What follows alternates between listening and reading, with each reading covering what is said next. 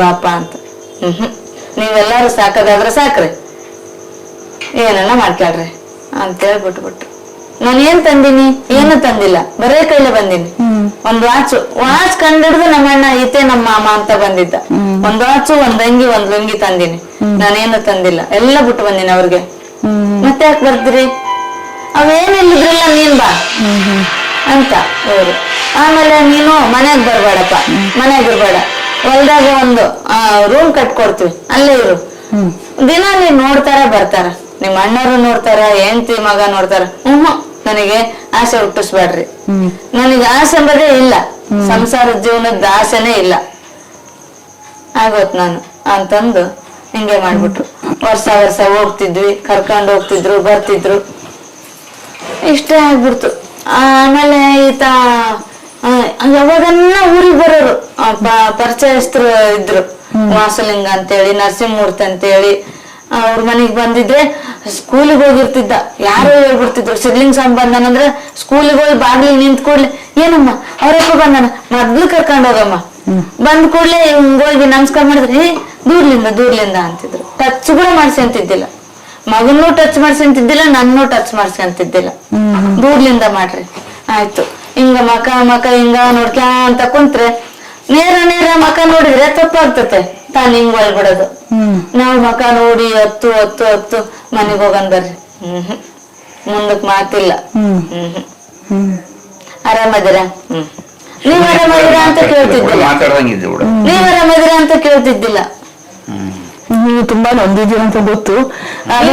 ನಿಮ್ ಈಗ ಏನ್ ಗೊತ್ತಾ, ಯಾರ್ದೋ ಒಬ್ರಿಗೂ ತ್ಯಾಗ ಇನ್ನೆಷ್ಟೋ ಸಾವಿರಾರು ಮಕ್ಕಳಿಗೆ ಅದು ಯೋಗ ಆಗುತ್ತಂತೆ. ನಿಮ್ದು ತ್ಯಾಗ ಸಾವಿರಾರು ಮಕ್ಕಳಿಗೆ ಯೋಗ ಆಯ್ತು ಅಷ್ಟೇ. ಈಗ ನೋಡಿ, ರಾಘವೇಂದ್ರ ಗುರುಗಳು ಎಂಟಿ ಮಗನೇ ನೋಡ್ಕೊಂಡಿದ್ರೆ ಅವ್ರು ಜಗದ್ಗುರುಗಳು ಆಗ್ತಿರ್ಲಿಲ್ಲ. ಹಾಗೆ ಬುದ್ಧ ಅವನ ಎಂಟಿ ಮಗನೇ ಸಾಕೊಂಡಿದ್ರೆ ಅವ್ನ್ ಬುದ್ಧ ಆಗ್ತಾ ಇರ್ಲಿಲ್ಲ, ಸಿದ್ಧಾರ್ಥ ಆಗಿನೇ ಉಳಿದು ಬಿಡ್ತಿದ್ರು. ಅರ್ಥ ಇದ್ರ? ಹಂಗೆ ಯಾರೋ ಒಬ್ರು ಮಹಾತ್ಮರು, ಮಹಾಪುರುಷರು ತಾಯಿ ತಂದೆ ಇಲ್ದಿರೋ ಸಾವಿರಾರು ಮಕ್ಕಳಿಗೆ ದಾತರಾಗಕ್ಕೆ, ಸಾವಿರಾರು ಮಕ್ಕಳು, ನೂರಾರು ಮಕ್ಕಳಿಗೆ ತಂದೆ ತಾಯಿ ಇಲ್ದೇ ಇರೋ ಈ ಜಗತ್ನಲ್ಲಿ ಇರೋ ಮಕ್ಕಳಿಗೆ ಯಾರಾಗ್ತಾರೆ? ತಂದೆ ಆಗ್ತಾರೆ ಯಾರು? ಅವ್ರಿಗೆ ಲಾಲನೆ ಪೋಷಣೆ ಮಾಡ್ತಾರೆ ಯಾರು? ಯಾರೊಬ್ರು ಮಹಾತ್ಮರು ಬೇಕಲ್ಲ. ಆಗ ಇಂಥವ್ರು ಉಟ್ಕೋತಾರೆ, ಇಂಥ ಮಹಾತ್ಮರು ಅದು ಯೋಗದಲ್ಲಿ ಬಂದಿರ್ತಾರೆ, ಅವ್ರು ಉಟ್ಕೋತಾರೆ. ಈಗ ನೋಡಿ, ನಿಮ್ಮ ಹೆಂಡತಿ ಮಗನ ಒಬ್ಬನೇ ಎಲ್ರು ಅವ್ರ ಹೆಂಡತಿ ಮಕ್ಕಳನ್ನ ಸಾಕ್ತಾರ್ರಿ. ಎಲ್ಲಾ ಅವ್ರ ಹೆಂಡತಿ ಮಕ್ಕಳನ್ನ ಅವ್ರ ಸಂಸಾರನ ಸಾಕ್ತಾರೆ. ಎಲ್ಲ ಮನುಷ್ಯ ಪುರುಷನಾಗಿದ್ದವನ್ ಸಾಕ್ತಾನೆ, ಮಾಡ್ತಾನೆ. ಮಹಾತ್ಮರು ಮಾತ್ರ ತಾಯಿ ತಂದೆ ಇಲ್ದಾರೆ ಮಕ್ಕಳಿಗೆ, ಅನಾಥರಿಗೆ, ಒಂಥರ ತುಂಬಾ ಅಗತ್ಯ ಇರೋರಿಗೆ ನೋಡ್ಕೊಳಕಂತ ಇಂಥವ್ರು ಯಾರೋ ಒಬ್ರು ಮಹಾತ್ಮರು ಸೃಷ್ಟಿ ಆಗ್ತಾರೆ ಈ ಪ್ರಕೃತಿಲಿ, ಈ ಒಂದು ಸಮಾಜದಲ್ಲಿ. ಹಂಗಾಗಿ ಅವಾಗ ಏನಾಗ್ತದೆ, ಸಹಜವಾಗಿ ಒಬ್ಬರಿಗೆ ತೊಂದರೆ ಆಗ್ತದೆ, ಆದ್ರೆ ಸಾವಿರಾರು ಮಕ್ಕಳಿಗೆ ಒಳ್ಳೇದಾಗುತ್ತೆ. ಈಗ ಅಮೃತ ಒಬ್ಬ ತಂದೆನ ಕಳ್ಕೊಂಡ, ಅವನ್ ತ್ಯಾಗ ಅದು, ಅವನ್ ಯೋಗ ಅದು. ಆದ್ರೆ ಅಮೃತನ್ಗೆ ತೊಂದರೆ ಆಗಿರ್ಬೋದು, ನಿಮ್ಗೆ ತೊಂದರೆ ಆಗಿರ್ಬೋದು, ನಾನು ಇಲ್ಲ ಅಂತ ಹೇಳಲ್ಲ. ಆದ್ರೆ ಸಾವಿರಾರು ಮಕ್ಕಳಿಗೆ, ನೂರಾರು ಮಕ್ಕಳಿಗೆ ತಂದೆ ಅದ್ರಲ್ಲಿ ನೀವು ನೋಡಿದ್ರಿ. ಮೇಲೆ ಮುಂದೆ ಆದ್ಮೇಲೆ ಈಗ ಸಾರ್ಥಕ ಆಯ್ತು ಅಂತೀವಿ, ಅವಾಗ ಅನುಭವಿಸಿದ್ದು ನಮ್ಗೆ ಗೊತ್ತು. ಸ್ವಾಮೀಜಿದ್ದು ತೀರ್ಕೊಂಡಿದ್ದ ದಿವ್ಸ, ದೇಹ ಬಿಟ್ಟಿದ್ದ ದಿವ್ಸ ಅಮೃತ ದುರ್ಗುಟ್ಕೊಂಡು ನೋಡ್ತಾ ಇದ್ದ.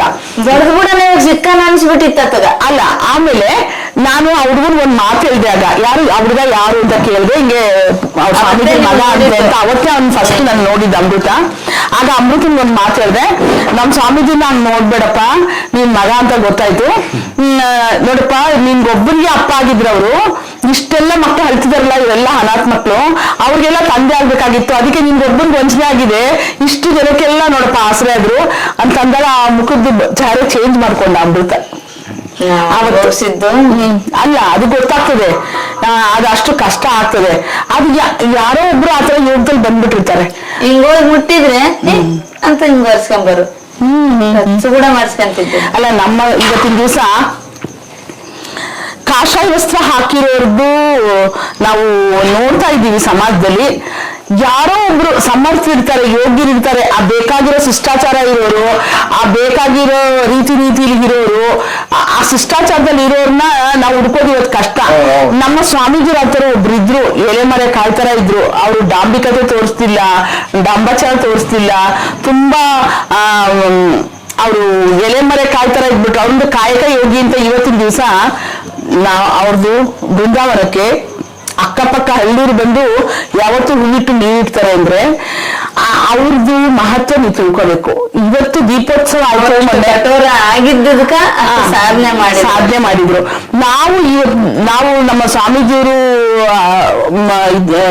ಆಶ್ರಮದಲ್ಲಿ ಬಂದಾಗ ನಮ್ಗೆಲ್ಲ ಒಂದು 30-35 ವರ್ಷ ಇರ್ಬೇಕು ಅಂತ. ಇನ್ನು ನಾವು ಯೌವನಾವಸ್ಥೆಯಲ್ಲಿ ಇದ್ದವರು.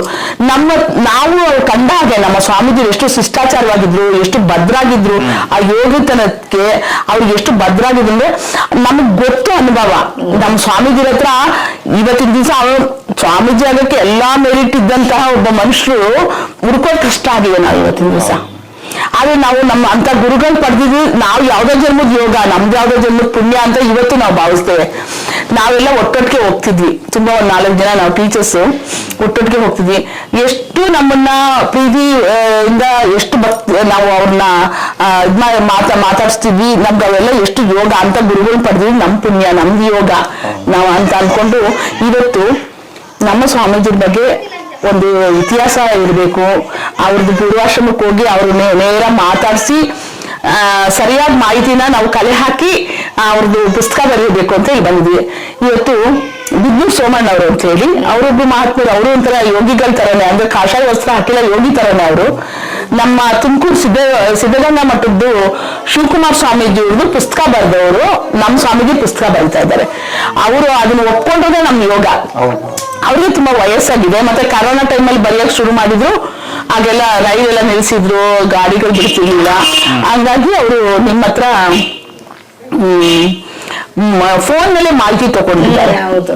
ನಿಮ್ಮ ಹತ್ರ ಮಾಹಿತಿ ತಗೊಂಡಿದ್ದೀವಿ ಅಂತ ಹೇಳಿದ್ದಾರೆ. ಆಮೇಲೆ ಈಗ ನೀವು ಸ್ವಲ್ಪ ಚಿತ್ರೀಕರಣ ಮಾಡೋದಿದೆಲ್ಲ ಮಾಡ್ಕೊಂಡ್ ಬನ್ನಿ. ಮಾಡ್ಕೊಂಡ್ ಬಂದಾಗ ನಮ್ಗೆ ಇನ್ನು ಸ್ವಲ್ಪ ಅದ್ರ ಕರೆಕ್ಷನ್ಸ್ ಇದ್ರೆ ಮಾಡಕ್ ಅನುಕೂಲ ಆಗುತ್ತೆ. ಟೈಪ್ ಎಲ್ಲ ಪ್ರಿಂಟ್ ಕೊಟ್ಮೇಲೆ, ಮುದ್ರಣ ಕೊಟ್ಮೇಲೆ ಅವೆಲ್ಲ ಮತ್ತೆ ಬದಲಾಯಿಸಕ್ಕಾಗಲ್ಲ ಅಂತ ಹೇಳಿದ್ರು. ಆಯ್ತು ಅಂತ ಹೇಳಿ ನಾವು ಇವತ್ತು ಬಂದಿದ್ವಿ. ನೀವು ನಮ್ಗಾಗಿ ಇಷ್ಟೆಲ್ಲ ಬಿಡುವು ಮಾಡ್ಕೊಂಡು ಮಾಹಿತಿ ಕೊಟ್ಟಿದ್ದೀರಾ.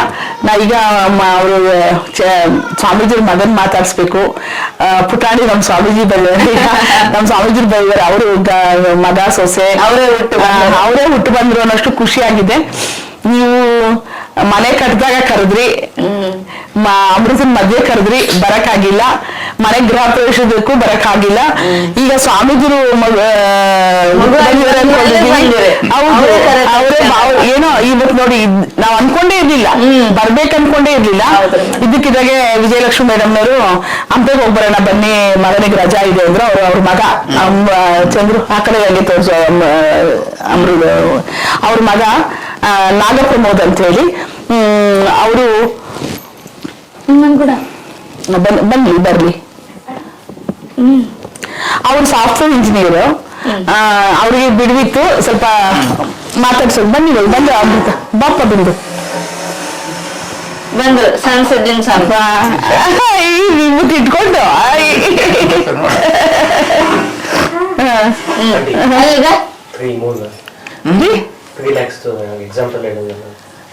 ಅದೇ ಇಲ್ಲ. ಅದಕ್ಕೆ ಇನ್ನೊಂದು ಒಳ್ಳೇದಿದೆ ಹೇಳ್ತೀನಿ. ಅದು ಕಾನ್ಫಿಡೆನ್ಶಿಯಲ್ ಅದ್ ಬೇಡ. ಅದು ಇನ್ನೊಂದು ಹೇಳ್ತೀನಿ, ಅದು ಬೇಡ, ಇನ್ನೊಂದು ಹೇಳ್ತೀನಿ. ಈಗ ಇವ್ರು ಮಾತಾಡ್ಲಿ ಅದೆಲ್ಲ ಅಲ್ಲೇ ಹೇಳ್ಕೊಳ್ಳೋಣ, ಬೆಟ್ಟದಲ್ಲಿ ಹೇಳ್ಕೊಳ್ತೀನಿ. ಅದ್ ನಾವು ಮಾಡ್ಕೊಂಡು ಈಗ ಇವ್ರ ಕುಟುಂಬ